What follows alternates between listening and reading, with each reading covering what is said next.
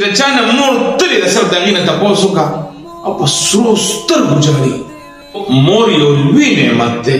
دا طاوله به یې دا ویډیو مې کتلې دا زړه مې داسې ودردېدو. دا ویډیو تاسو وګورئ. مور دومره لوی نعمت دی کتونکو چې دا درنه لاړو د چا نه تلې ده په هغه باندې کور کنډر شوی دی. د هغه دنیا برباده شوې ده کتونکو. ګورئ مور داسې لوی نعمت دی. الله تعالی دې مور د چا نه نه اخلي. بس طاوله به یې کوم دعا کوم چې الله تعالی دې طاوله به یې د دین خدمت او د مسلمانانو خدمت دپاره عمر یې دراز وکړي. خو ګورئ مور لوی نعمت دی چې د چا نه مور تلې ده صرف د هغې نه تپوس وکړه او په سرو سترګو ژاړي. ما نن دا ویډیو وکتل زه ډېر زیات حیران کون شوم. او طاوله به یې وایي هره میاشت به زه دې له ورتلم دا ځل چې لاړم او دې له ما سودا وړله وایي چې مورکۍ خو مړه ده. دا ویډیو تاسو ټول وګورئ کتونکو.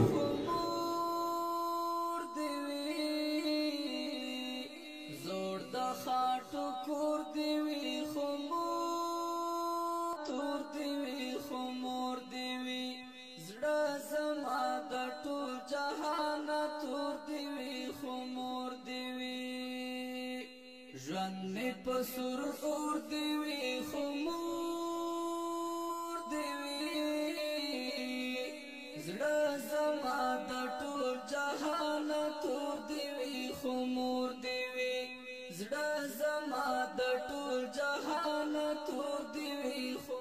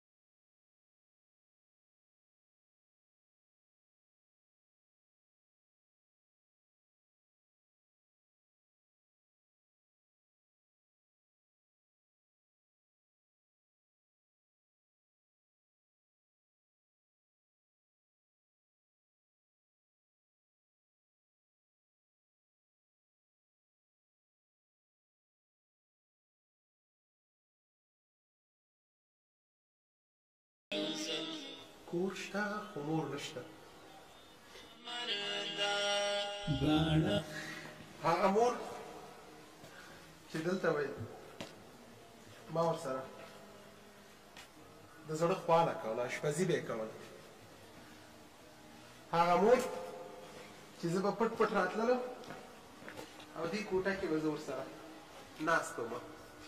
زما خیرنۍ ویډیو چې وه زما مور دغلته به ورسره وکړم. ما ورته ویل یو جوړ کالي در سره ینځم پرې نه ښودلم. په دې کور کې به ډېره خوشحاله وه چې زه به راغلم د دې کور کې. وایي زما زوی راغی. نن دا کور داسې بدرنګ دی خاموشي ده پکې.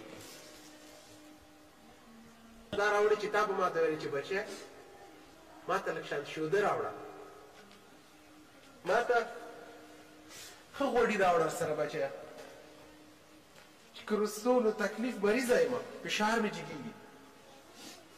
مورې ما ته ته سودا راوړې.